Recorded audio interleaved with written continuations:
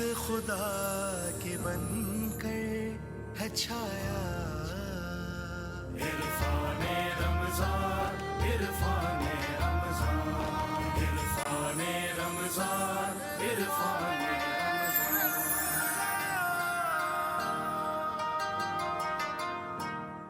سلامتی ہے اور خیر مقدم آپ کا عرفان رمضان۔ یہ وہ نشریات ہیں کہ جو یقینی طور سے ہر گھر میں دیکھی جا رہی ہیں، آپ اس کو پسند فرما رہے ہیں۔ سحر نشریات ہوں یا افطار نشریات، آپ کی خصوصی توجہات ہمیں حاصل رہتی ہیں، خدا کا بڑا شکر احسان ہے۔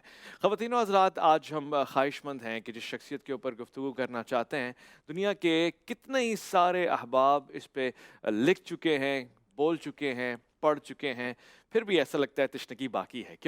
کیونکہ آپ کی شخصیت تو خود بلاغت کے اوپر، فصاحت کے اوپر کمال رکھتی ہے۔ آپ کے خطبات ہوں، آپ کی فتوحات ہوں، آپ کی غزوات ہوں، آپ کے صبر کے کمالات ہوں اور آپ کی شخصیت کے اعجازات ہوں، لگتا ہے کہ پورا عالم سما سکتا ہے آپ کی تعریف بیان کرنے کے لیے۔ آپ کے فضائل و مناقب کا احاطہ کوئی راوی بھی نہیں کر پاتا۔ کتنی ایسی ساری روایتیں ہیں کہ جن کو پڑھنے کے بعد اندازہ ہوتا ہے کہ کیا مقام آپ کا ہے۔ یہاں تک سننے کو آیا کہ اگر آپ کے مقام اور فضیلت بیان کر دی جائے تو یہ خدشہ اور یہ خوف لاحق ہے کہ لوگ وہ سلوک نہ پیش کریں جو جناب عیسیٰ ابن مریم کے ساتھ پیش کیا گیا۔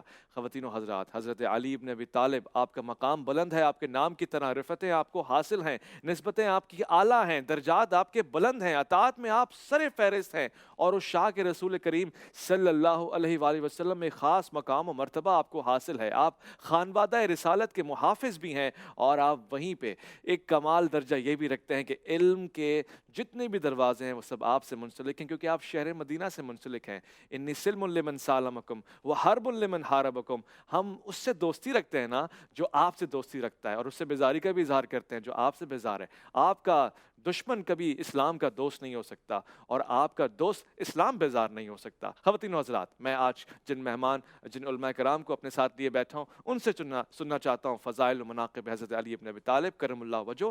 میرے پاس تشریف فرمائے بہت ہی پیارے شفیق مہربان، گفتگو میں ایک لطافت رکھتے ہیں، عمدگی اور سادگی آپ کا خاصہ ہے، مفتی یوسف قصوری۔ السلام علیکم ورحمۃ اللہ۔ وعلیکم السلام ورحمۃ اللہ وبرکاتہ۔ اور میرے ساتھ تشریف فرمائے بہت ہی پیارے، بہت ہی اچھے خطابت اور بلاغت پہ ایک خاص کمال رکھتے ہیں، خاص انداز میں گفتگو فرماتے ہیں، مقدس شخصیات کا احترام کرنا جانتے ہیں، علامہ رضی حسینی۔ السلام علیکم ورحمۃ اللہ۔ وعلیکم السلام ورحمۃ اللہ وبرکاتہ۔ سب سے پہلے علامہ صاحب، حضرت کی شخصیت پہ ذرا سا نگاہ ڈال کے دیکھتے ہیں، جس طرف نگاہ ڈالتے ہیں شاعر نے بھی کہا ہر سو علی علی ہے۔ کیا کیا کمالات ہیں، کیا کیا معجزات ہیں، کیا شخصیت ہے آپ کی؟ بسم اللہ الرحمن الرحیم۔ قرآن کریم فرقان حمید نے ارشاد فرمایا وجعلنا للمتقین اماما۔ حضرت ابراہیم علیہ السلام نے دو دعائیں مانگی، یا رب العالمین نبوت بھی میری ذریت میں فرما اور ولایت بھی میری ذریت میں فرما۔ اللہ تبارک و تعالیٰ نے نبوت بھی ابراہیم علیہ السلام کی ذریت میں فرمائی، اور ولایت کا سلسلہ بھی حضرت ابراہیم علیہ السلام کی ذریت میں فرمائی۔ حضرت ابراہیم علیہ السلام نے فرمایا وجعلنا للمتقین اماما، جو آخر وقت میں جو امام آئیں گے انہیں ان کا امام بنانا جو متقی اور پرہیزگار ہوں۔ تو ولایت کا پہلا باب حضرت مولا کائنات اسد اللہ الغالب حیدر کرار حضرت علی کرم اللہ تعالی وجہ الکریم کی ذات اقدس ہے۔ امام الانبیاء سید المرسلین خاتم النبیین صلی اللہ تعالی وسلم کے بعد اس روئے زمین پر جس شخصیت کی سب سے زیادہ منقبت پڑھی گئی، تعریف کی گئی، وہ حضرت مولا کائنات اسد اللہ الغالب حیدر کرار حضرت علی کرم اللہ تعالی وجہ الکریم کی ذات اقدس ہے۔ حضرت مولا کائنات اسد اللہ الغالب کے حوالے سے سوال ہوتا ہے کہ آپ ایمان کب لائے؟ یہ سوال حضرت امام احمد رضا سے پوچھا کہ آپ ایمان کب لے کر آئے؟ تو اعلیٰ حضرت امام علیہ سنت نے جواب ارشاد فرمایا کہ علی دنیا میں آنے سے پہلے ہی پاک، علی دنیا میں آیا پاک، علی جب تک رہا پاک، علی دنیا سے گیا پاک۔ انما یرید اللہ لیذھب عنکم الرجس اہل البیت ویطہرکم تطہیرا۔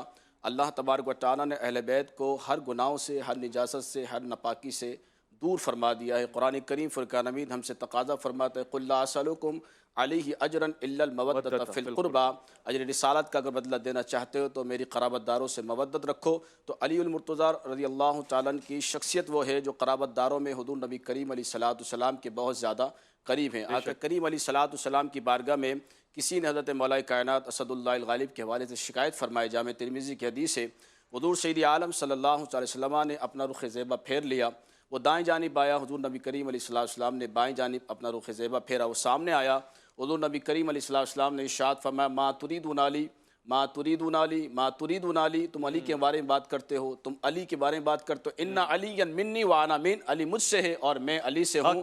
تو پیر نصیر الدین نصیر شاہ صاحب بول اٹھے کہ منظر فضائے دہر میں سارا علی کا ہے، جس سمت دیکھیے نظارہ علی کا ہے۔ واہ، کمال کر دیا۔ گفتگو اس طرح سے اپنا آغاز بات چکی ہے کہ جس کی نظیر و مثال ڈھونڈنے سے بھی نہیں ملتی ہے۔ مفتی یوسف قصوری صاحب کی طرف آتا ہوں۔ مفتی صاحب، ایک طرف آپ کی شخصیت کا اعجاز، آپ کی کرامتیں اور آپ کی اطاعت اور آپ کی فرما برداری من جانب رسول خدا صلی اللہ علیہ وسلم، کوئی نظیر نہیں، کوئی مثل نہیں۔ عاشقوں میں سب سے پیارا عاشق نظر آتا ہے علی۔ بسم اللہ الرحمن الرحیم۔ جب نبی کریم صلی اللہ علیہ وسلم کو یہ حکم ملا وَأَنذِرْ عَشِيرَتَكَ الْأَقْرَبِينَ، آپ اپنے قریبی رشتہ داروں کو ڈرائیے، انہیں اللہ کی طرف بلائیے، تو نبی کریم صلی اللہ علیہ وسلم نے اپنے خاندان اور عزیز و اقارب کو ایک جگہ پہ اکٹھا کیا۔ مرد بھی ہیں، عورتیں بھی ہیں، بچے بھی ہیں، بوڑھے بھی ہیں، جوان بھی ہیں۔ آپ نے انہیں توحید کی دعوت دی تو پوری مجلس میں ایک دم سناٹا چھا گیا۔ ایک 8 سال کا کم عمر دبلا پتلا سا بچہ کھڑا ہوا اور اس نے بڑی جرأت و بے باکی سے یہ اعلان کیا، اشہد ان لا الہ الا اللہ و اشہد ان محمدً عبدہ و رسولہ، میں گواہی دیتا ہوں اللہ کے سوا کوئی عبادت کے لائق نہیں، میں گواہی دیتا ہوں محمد صلی اللہ علیہ وسلم اللہ کے بندے اور اس کے رسول ہیں۔ نبی کریم صلی اللہ علیہ وسلم کا اس بچے کے ساتھ خونی رشتہ تھا، یہ چچا زاد بھائی تھا، اس لیے پہلے سے ہی پیار تو موجود تھا، لیکن جب ان کی اس جرأت و بے باکی کو دیکھا تو اس محبت اور پیار میں اور زیادہ اضافہ ہوا۔ آپ نے اپنے مشفق اور مہربان چچا حضرت علی بن ابی طالب سے درخواست کی کہ یہ بچہ آپ مجھے دے دیں، میں ان کی تعلیم و تربیت کرنا چاہتا ہوں۔ چچا نے آپ کی بات رکھ لی اور انہیں نبی کریم صلی اللہ علیہ وسلم کے سپرد کر دیا۔ تو نبی کریم صلی اللہ علیہ وآلہ وسلم نے اس بچے کی تعلیم و تربیت کی اور وہ کچھ سکھایا جو سکھانے کے لیے آپ کو مبعوث فرمایا گیا تھا، وَيُعَلِّمُهُمُ الْكِتَابَ وَالْحِکْمَةَ، علم و حکمت کے موتی علی مرتضیٰ رضی اللہ عنہ کی جھولی میں ڈال دیے گئے۔ انہوں نے جو کچھ نبی کریم صلی اللہ علیہ وسلم سے سیکھا پوری زندگی اس پہ عمل کر کے دکھایا۔ ہجرت کے موقع پہ جب آپ مدینہ منورہ تشریف لائے تو آپ نے انصار اور مہاجرین کے درمیان مواخات کا رشتہ قائم کروایا۔ آپ ایک مہاجر کو لیتے، ایک انصار کو لیتے، تم دونوں آپس میں بھائی ہو، سب کے درمیان مواخات کا سلسلہ قائم کروا دیا۔ لیکن علی مرتضیٰ رضی اللہ عنہ کا کہیں نام نہیں آیا۔ یہ خدمت میں حاضر ہوئے، تدمع عیناہ، ان کی آنکھوں میں آنسو جاری تھے۔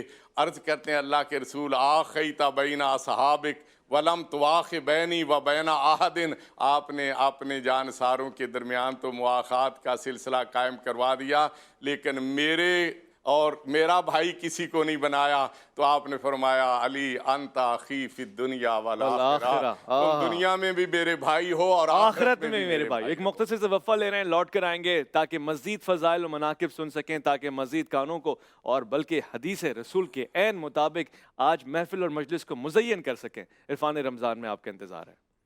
رحمت خدا کے بن کر ہے چھایا، عرفان رمضان، عرفان رمضان، عرفان رمضان، عرفان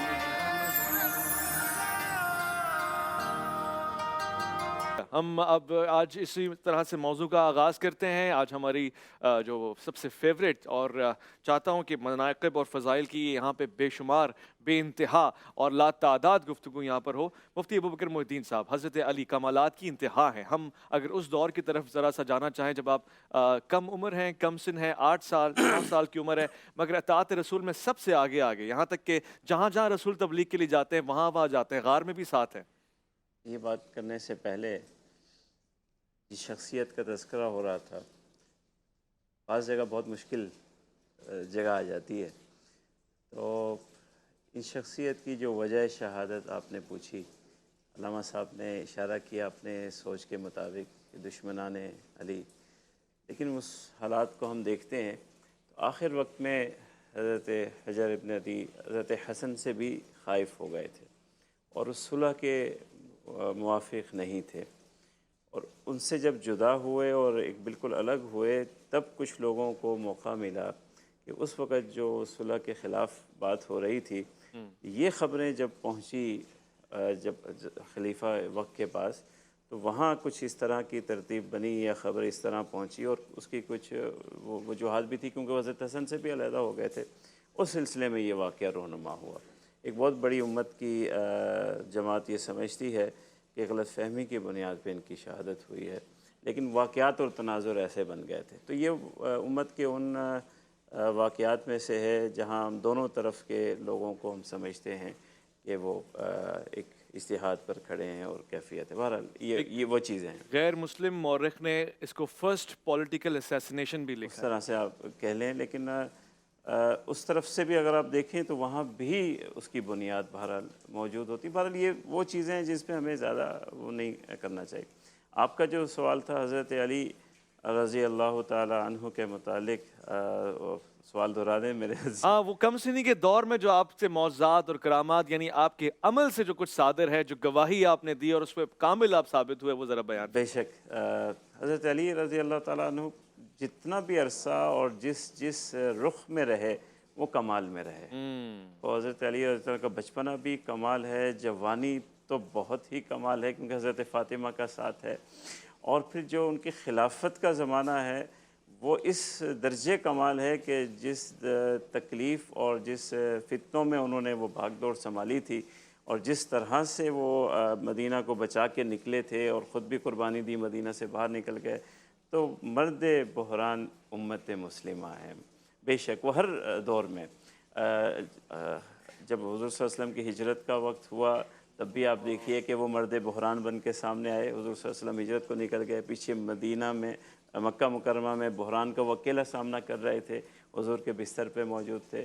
بچپنے ہی سے جب پورے خاندان کو جمع کیا، جیسا کہ علامہ صاحب نے ذکر کیا، سارا خاندان خاموش تھا، کم سنی کے باوجود وہ کھڑے ہوئے اس بحران کے عالم میں اور انہوں نے آواز لگا دی اور کہہ دی۔ تو ایک عجیب شخصیت ہیں، اور ان ساری قربانیوں کے باوجود علم سے اور روحانیت سے اتنا گہرا رشتہ ہے کہ ہماری جتنی روحانیت ہے وہ وہیں دروازے پہ پہنچتی ہیں۔ اس کا دروازہ حضرت علی رضی اللہ تعالیٰ عنہ ہے۔ ماشاءاللہ ماشاءاللہ۔ میں علامہ تقی مہدوی صاحب آپ کی طرف آنا چاہتا ہوں، صرف ایک اپنی جو بہت سارے لوگ اس پہ الجھے رہتے ہیں، مفتی صاحب آپ ذرا اس میں اصلاح فرمائیے گا، کم لفظوں میں کم وقت میں، پھر میں سوال باقاعدہ پوچھوں۔ ہم مولا علی کہتے ہیں، اس میں بہت سے لوگوں کا اعتراض ہوتا ہے، کیا یہ شرک سے جڑتا ہے؟ مولا کہنا آپ کو کہا جا سکتا ہے، آپ اور میں کہہ سکتے ہیں؟ مولا کا لفظ عربی لغت کے اعتبار سے تقریباً اس کے 18 معنی آئے ہیں۔ بہت سارے معنی تو بہت اچھے بھی ہیں، بعض معنی میں ذرا کمزوری کا لفظ بھی ہے۔ تو اگر مولا کا لفظ بول دیا جائے تو شرک والی بات تو کوئی نہیں ہے، شرک والی بات ہی مولانا کو کہتا ہوں مولانا یوسف صاحب کہہ دیتے ہیں، تو کیا ہے اس میں؟ ہم مولا علی کہہ سکتے ہیں نا مفتی صاحب، آپ اور میں کہہ سکتے ہیں؟ ہاں کیوں نہیں کہا؟ اس لیے کہ آپ کم کہتے ہیں، میں اس لیے گمان کرتا ہوں۔ مختلف اس کے معنی ہے نا، جس طرح میں نے ذکر کیا تو بالکل مختلف معنی میں آ جاتے ہیں۔ علامہ صاحب مولا کی ڈیفینیشن ہم کس معنی میں لیتے ہیں؟ رسول نے کس معنی میں لی جو آپ نے کہا من کنت مولا فہذا علی مولا؟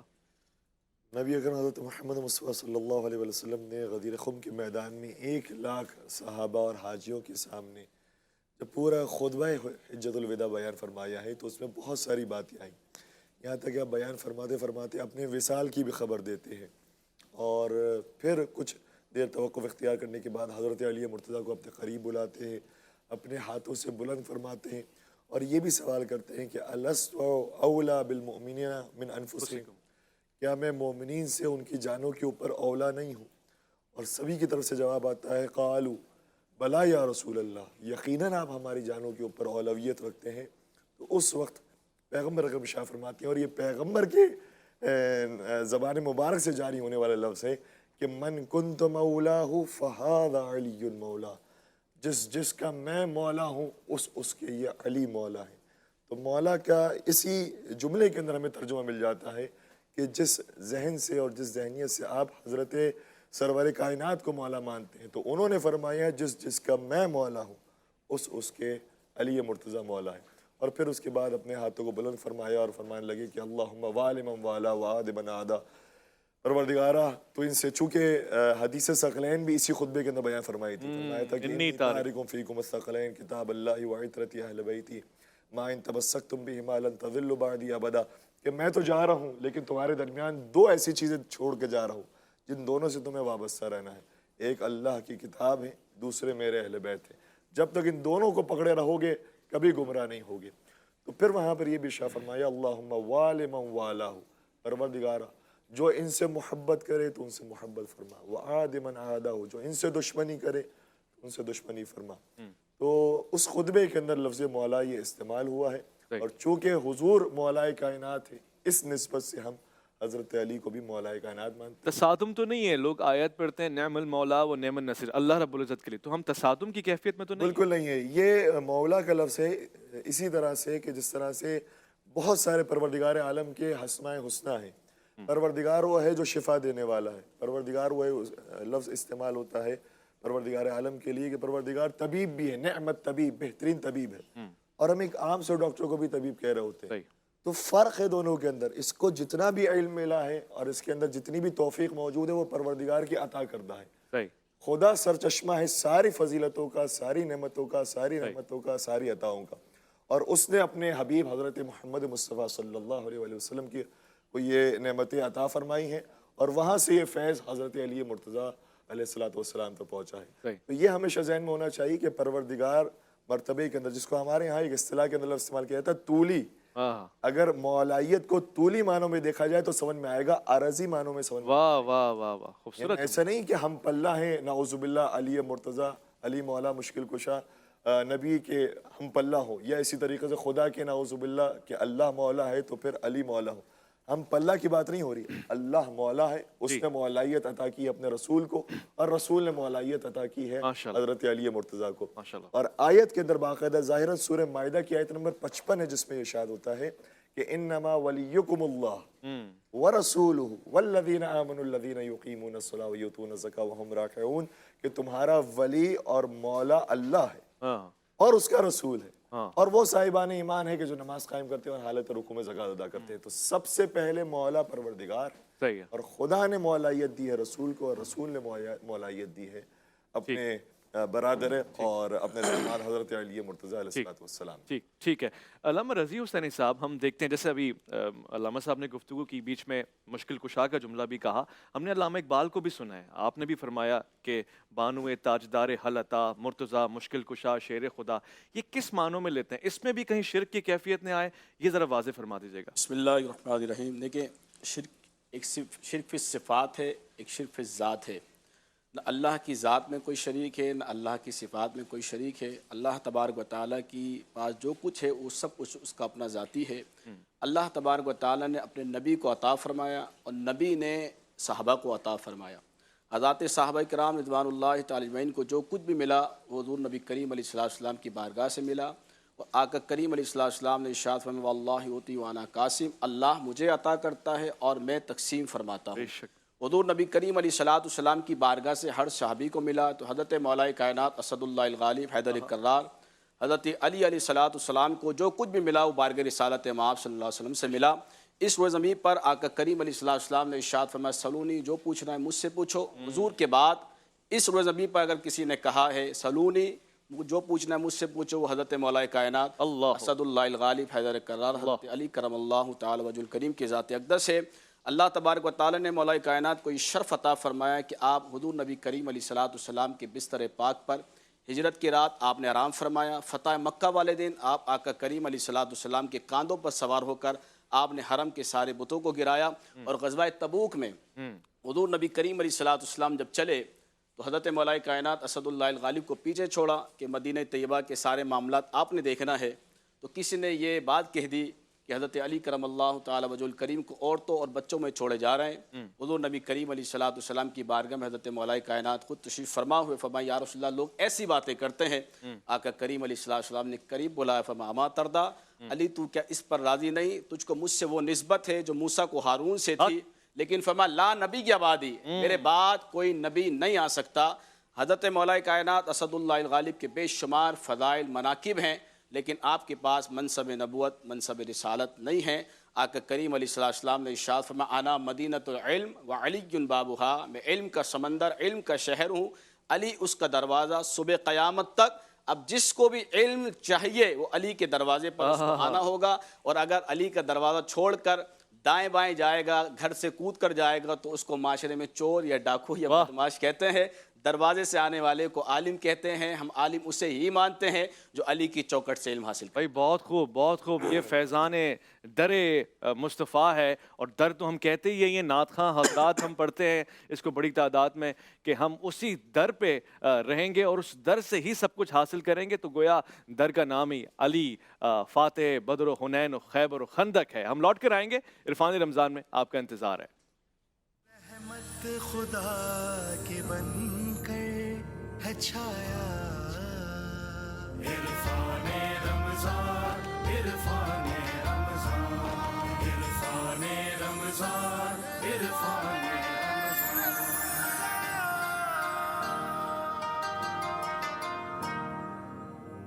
بن کر ہے چھایا، عرفان رمضان، عرفان رمضان، عرفان رمضان، عرفان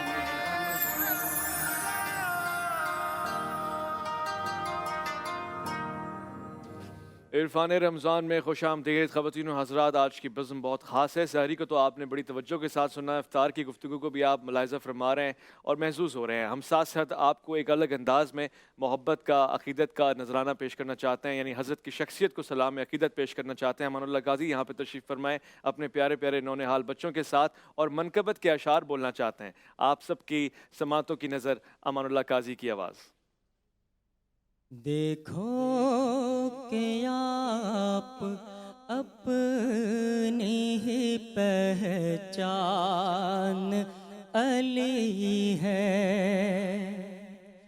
دیکھو کہ آپ اپنی ہی پہچان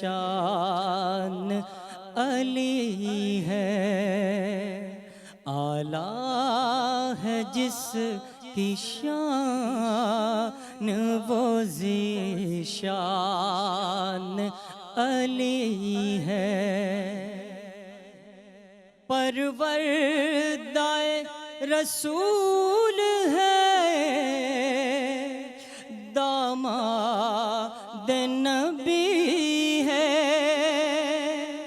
سرخیل اہل بیت و چچا زادے نبی ہے،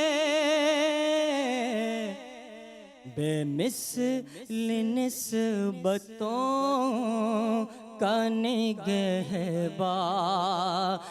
علی ہے، اعلیٰ ہے جس کی شان وہ ذیشان علی ہے، ہجرت کی رات اپنے ہی بستر پہ سلایا،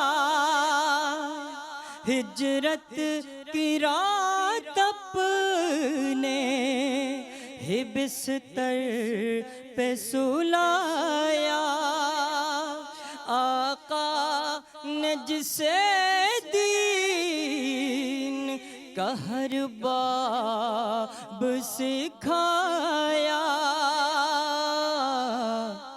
کتنا عظیم دیکھ لو ایمان علی ہے، اعلیٰ ہے جس کی شان وہ ذیشان علی ہے، دنیا جسے کہتی ہے کہ وہ شیر خدا ہے، وہ اپنے کمالات میں بھی سب سے جدا ہے، قدرت کے کرشمات کا عنوان علی ہے، اعلیٰ ہے جس کی شان وہ ذیشان علی ہے۔ ماشاء اللہ، سبحان اللہ، اسلامی عقیدت ہے اور یہاں گفتگو چل رہی تھی بہت ہی احسن انداز سے۔ میں علامہ تقی مہدوی صاحب آپ کی طرف آنا چاہتا ہوں۔ یہ موضوع تو بہت خاص ہے، ہم کس باب سے داخل ہوں جو کہ باب مدینۃ العلم ہے۔ ایک آپ کی عدالت بھی ہے، ایک آپ کی شجاعت بھی ہے، ایک آپ کا صبر بھی ہے۔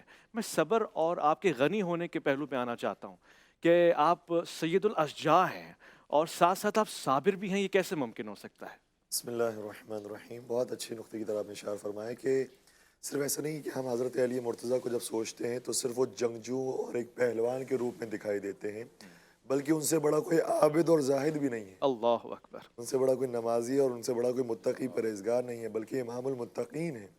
اور اسی طریقے سے اگر سخاوت کے میدان میں دیکھیں تو ان سے بڑا کوئی کریم نہیں ہے، اگر شجاعت کے میدان میں دیکھیں تو وہ واضح سی بات ہے کہ ان سے بڑا کوئی بہادر نہیں ہے، اور اسی طریقے سے ان سے سیاست اور خلافت کے میدان میں دیکھیں تو ان سے بڑا عظیم کوئی عادل پیشوا نہیں ہے۔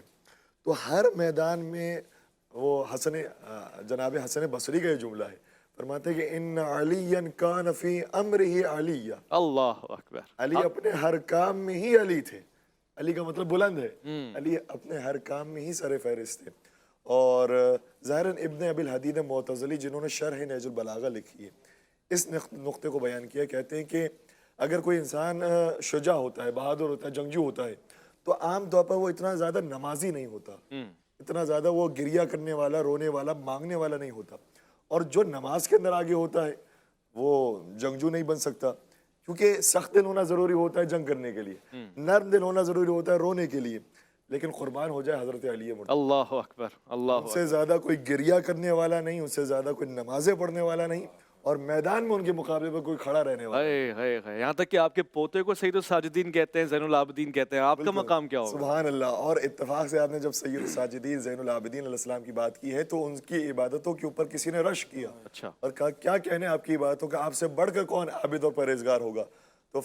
تو اپنے حجرے میں لے کر گئے اور صحیفہ علی ابن ابی طالب کو لے کر آئے اور کہا دیکھو اس صحیفے میں لکھا ہوا ہے کہ ہمارے جد علی مرتضیٰ ہم سے زیادہ نمازیں پڑھا کرتے تھے، کون علی کی نمازوں تک پہنچ سکتا؟ اللہ اکبر، اللہ، خود سید سجاد کی گواہی ہے۔ اچھا میں اس نقطے کو بھی بیان کر دوں، ابن ابی الحدید معتزلی نے ان ساری صفات کو دیکھنے کے بعد ایک اور نئی صفت دی جی، کہ علی مرتضیٰ متضاد الازداد کا نام ہے، اس صفت کا نام ہے، اس ذات کا نام ہے کہ جس کے اندر بظاہر ضد والی صفتیں سب جمع ہو جاتی ہیں۔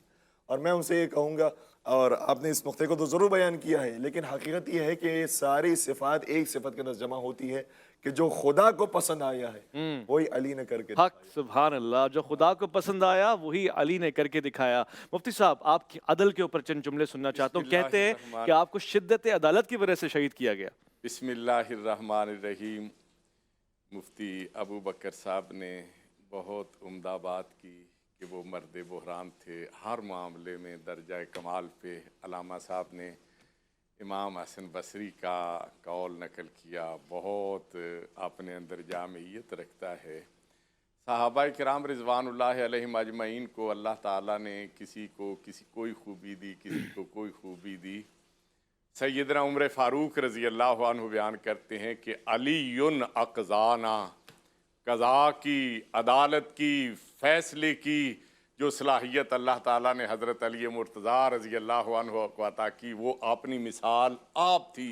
بے شمار واقعات ہیں جو تاریخ کے سنہری حروف میں لکھے جا رہے ہیں۔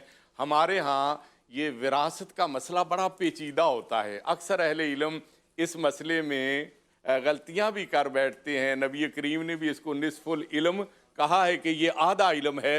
حضرت علی رضی اللہ عنہ سے ایک انتہائی پیچیدہ مسئلہ دوران خطبہ پوچھا گیا تو وہیں انہوں نے مسئلہ حل کر دیا، جو اصطلاح میں جو ہے وہ مسئلہ ممبریہ کہلاتا ہے۔ جی۔ اسی طرح حضرت علی رضی اللہ عنہ کے بارے میں آتا ہے، امام ابن قیم جوزی رحمۃ اللہ علیہ نے اسلامی عدل کے تقاضے میں یہ لکھا ہے کہ 2 قریش کے آدمی ایک خاتون کے پاس گئے اور ان کے پاس 100 دینار بطور امانت رکھوائے، اور یہ شرط لگائی کہ جب تک ہم دونوں آ کے آپ سے اس کا تقاضا نہ کریں آپ نے یہ دینار واپس نہیں لوٹانا۔ صحیح۔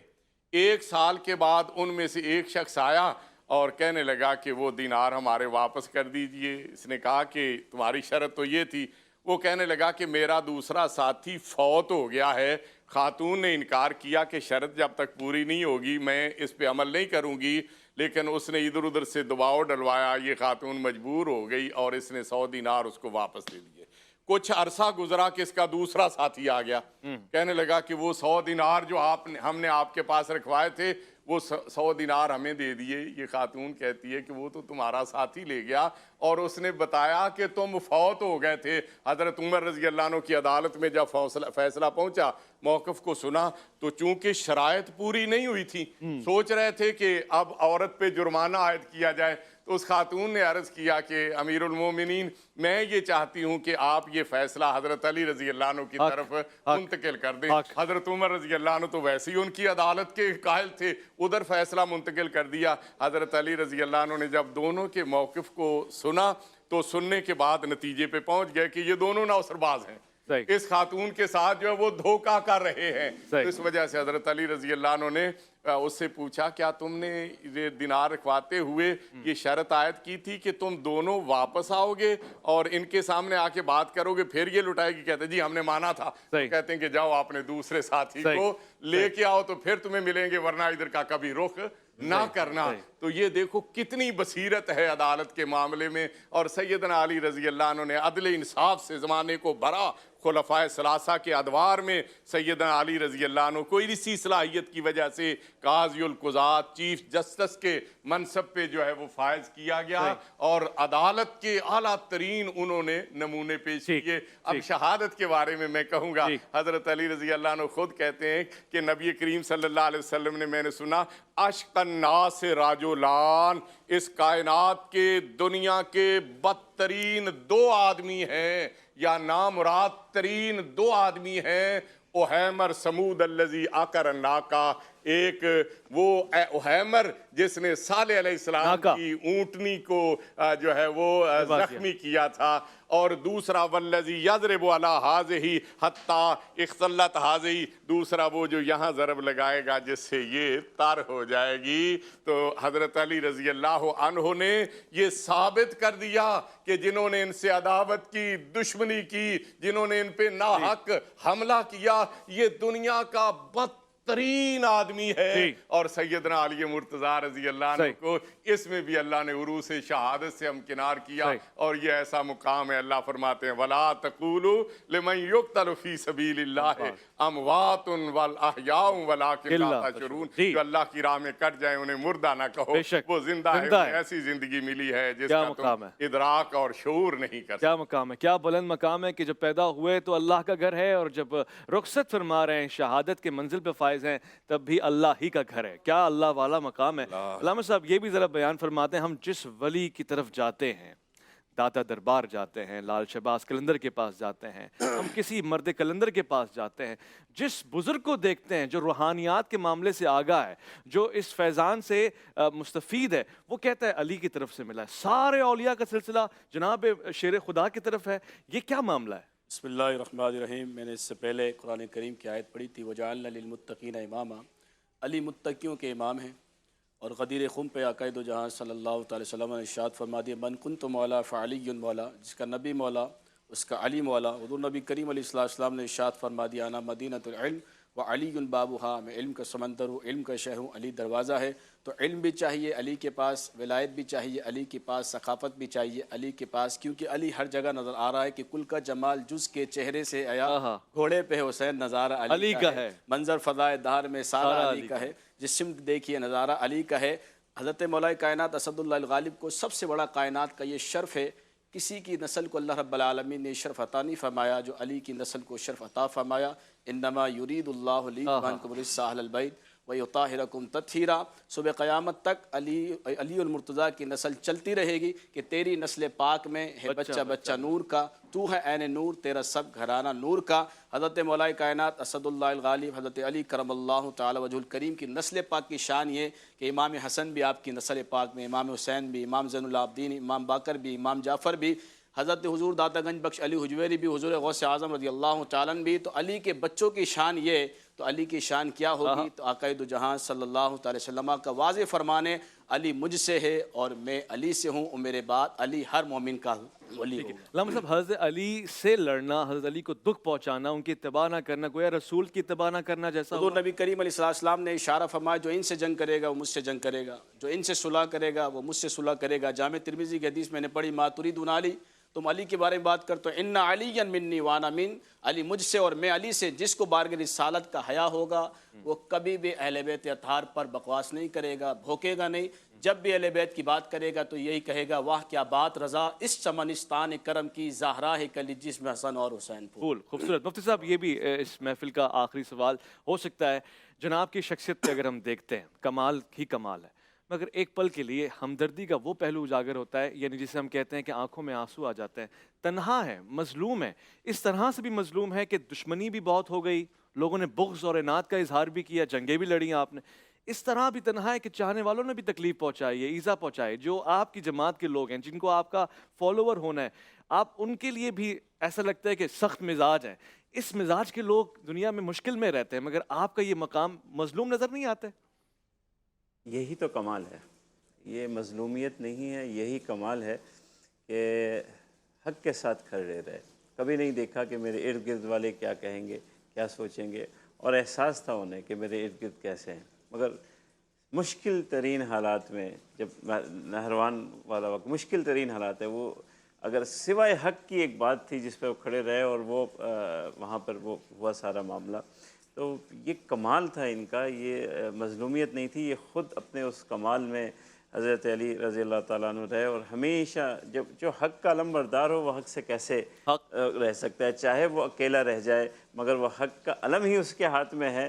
تو حق کبھی بھی وقتی طور پر تو آپ کو ایسا لگتا ہے کہ اکیلا ہے میدان میں، مگر آج دیکھیے اہل سنت بھی انہی کے ہیں اور اہل تشیع بھی انہی کے ہیں، پوری امت حضرت علی کی ہے، تو کہاں اکیلے ہیں. بھائی بہت خوبصورت بات آپ نے کی ہے، اور اس بات کے اوپر تو میرا دل چاہ رہا ہے کہ میں آپ کو شکریہ بھی کہوں، تمام علماء کا شکریہ کہ اہل سنت بھی انہی کے ہیں، اہل تشیع بھی ان کے ہیں. اور اگر یہی نقطہ اتفاق بن جائے تو پھر ہم سرکار کے ہیں، سرکار ہمارے ہیں، اور پھر دنیا اور آخرت ہماری ہے. یہی اتفاق کا موضوع ہونا چاہیے ہمارا.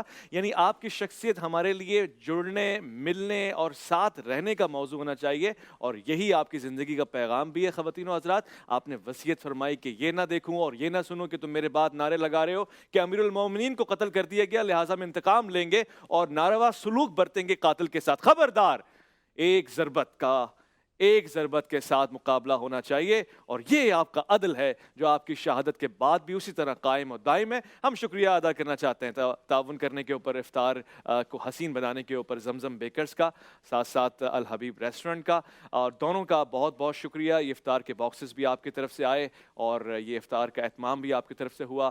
حاجی حضور بخش کلور صاحب کو آج کے اس بڑے دن میں بھی ہم یاد رکھتے ہیں، آپ کی مغفرت کے لیے دعا گو بھی ہیں، طلبگار بھی ہیں، اور ساری ٹیم جو آپ کے سامنے یہ ٹرانسمیشن پیش کرتی ہے، شب و روز جاگ کر، سحر و رفتار جاگ کر، آپ کے لیے اپنی عبادت سمجھ کر اس پروگرام کو پیش کرتی ہے.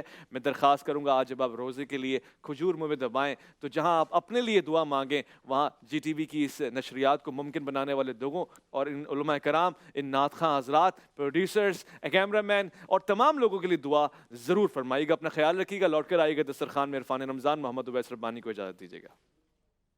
رحمت خدا کے بن کر ہے چھایا